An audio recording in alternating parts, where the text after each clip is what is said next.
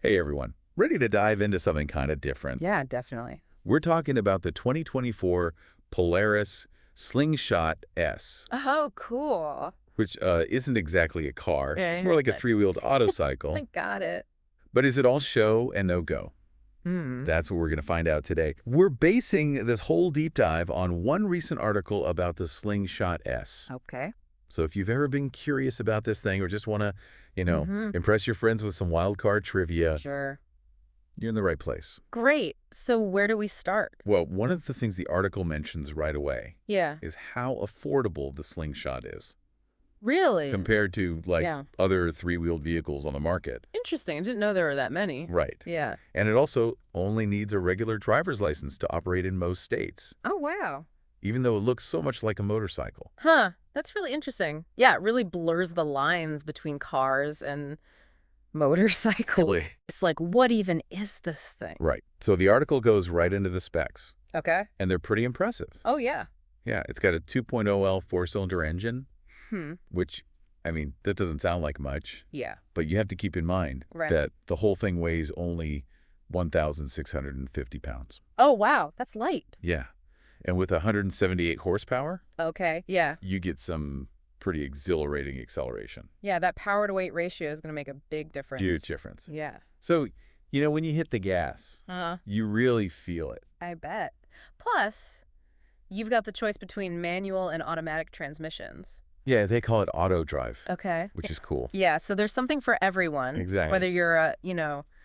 hardcore gearhead Mhm. or just looking for a fun and easy ride. Totally. The Slingshot has you covered.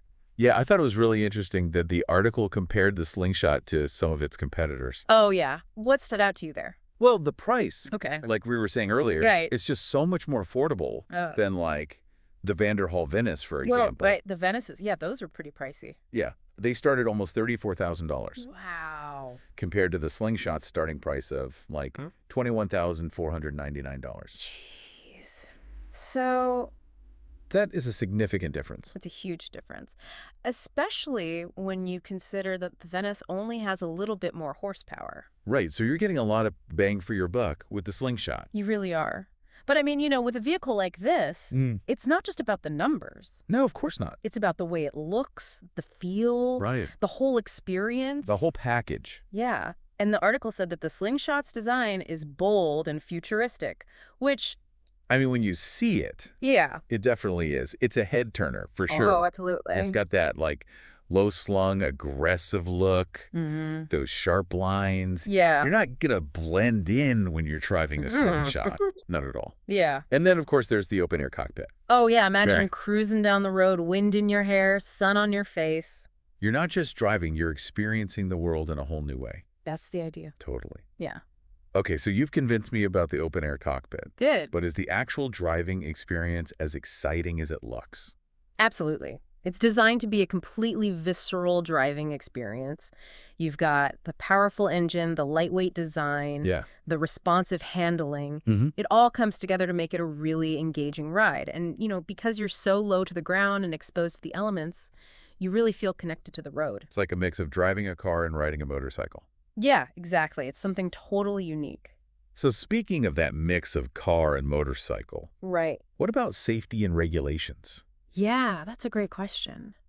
So, because it's classified as an autocycle, you only need a regular driver's license in most states. Okay. But, and this is important, you always need to check local regulations because rules can be different depending on where you are. Of course. As far as safety features go, the Slingshot comes standard with anti-lock brakes, traction control, and stability control. Oh, okay, so those are good. Yeah, those are all there to help keep you safe. Yeah, you have some of the features you'd expect in a car, Right.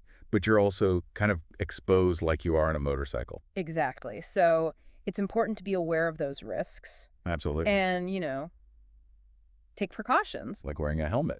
Yeah, even if it's not legally required where you live, it's probably a good idea. Good point. Yeah. So it definitely sounds like a vehicle for people who, Yeah, want something different. definitely. It's for those who want to, Yeah. break free from the ordinary, feel the thrill of the open road. Exactly. But let's be real. Right. No vehicle is perfect. True. What are some of the drawbacks? Well, one thing to think about is cargo space. Oh, yeah. The Slingshot isn't really made for hauling a lot of stuff. Right. You might be able to squeeze in a small bag or two, but if you need to carry a lot of cargo regularly, it might not be the best fit. So, not ideal for grocery runs then. Probably not the best grocery getter, no. Or like long road trips. Yeah, you Yeah. definitely need to get creative with packing. I guess you could get a roof rack or something. Yeah, there are definitely aftermarket storage solutions out there. Okay, what about like Yeah. location? Does that matter? Oh, absolutely. I Yeah. mean, think about it. If you live somewhere with a lot of rain or snow, Yeah, that open-air cockpit suddenly becomes a big issue. that's true. You'd either need some serious weather gear Yeah. or a roof for the slingshot. Right, and those can add up in terms of cost. Yeah, that's a good point. Yeah. And then there's the learning curve. Oh, right. We talked about that earlier. Yeah, it handles differently than a car or a motorcycle. Exactly. So it takes some getting used to. So you can't just hop in and drive it like any other vehicle. Right. It's got low center of gravity and a wide front stance, which makes it handle really well. Yeah. But it also means it responds a bit differently than a traditional car. So you really need to take some time to get comfortable with it. Definitely. Before you hit the open road. Yeah. I bet it's a lot of fun once you get the hang of it, Oh, though. absolutely. It's a blast. Okay, so we've talked about the looks, the performance, some of the pros and cons. Mm-hmm. But let's get down to some really practical stuff. Okay. First up, fuel efficiency. What kind of mileage can you get with the Slingshot S? You're looking at around 25 to 30 miles per gallon. No. Okay, that's not bad. No, it's pretty decent, especially considering its focus on performance. Right. It's not going to break the bank at the gas pump, That's good. but it's not a hybrid either. Yeah, fair enough.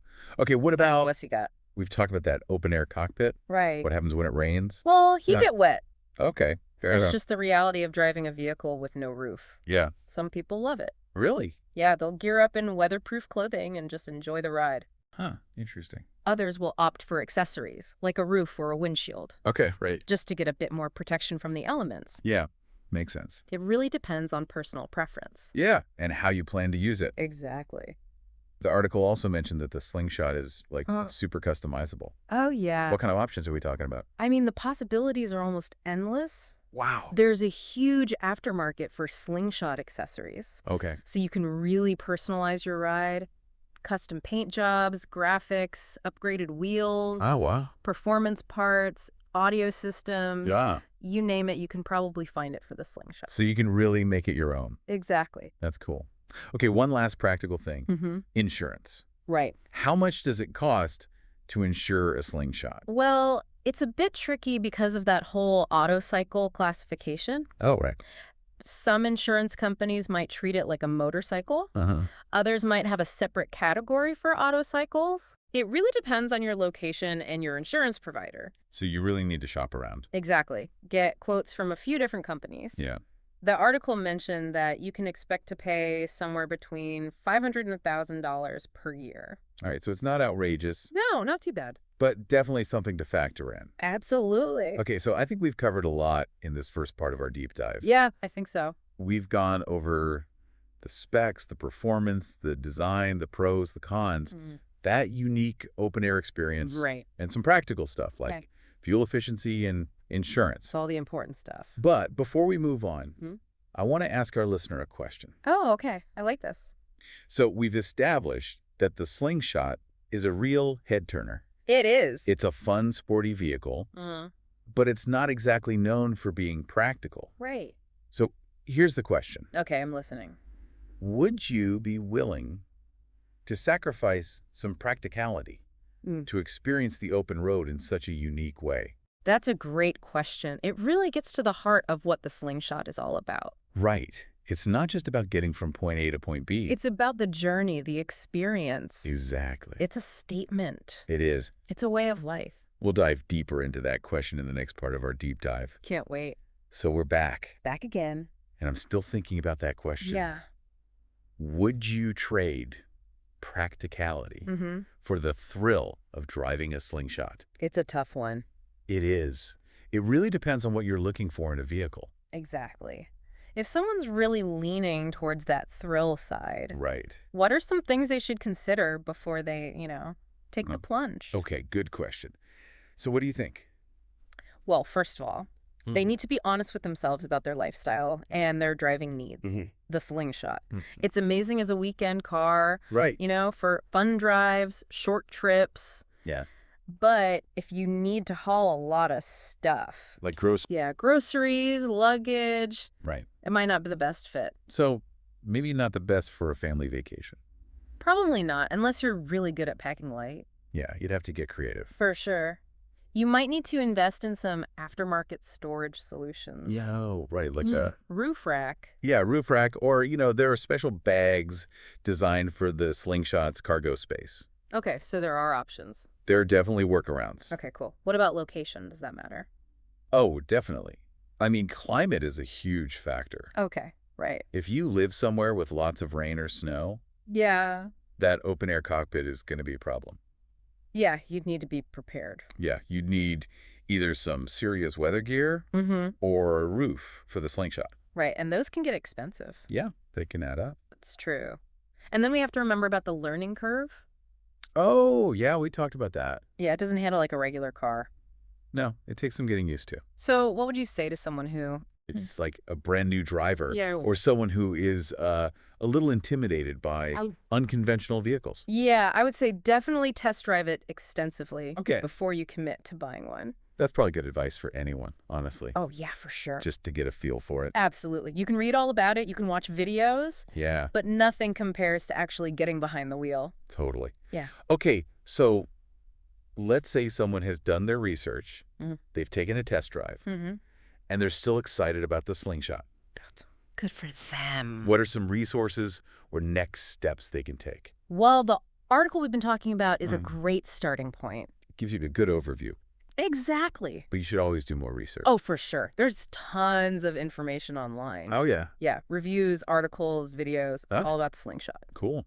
And don't forget about the Slingshot community. Oh, yeah, the Yeah. community. Yeah. That's a huge resource. How so? Well, there are all these online forums and groups dedicated to Slingshot owners and enthusiasts. Okay. You can connect with people, ask questions, get firsthand insights. Oh, that's great. It's like having a network of experts at your fingertips. Yeah, exactly. And of course, you can always visit a Polaris dealership. Right, they're the experts. They can give you all the details about different models, options, financing. And test drives. Of course, the all-important test drive. It's the best way to really know if it's right for you. No doubt about it.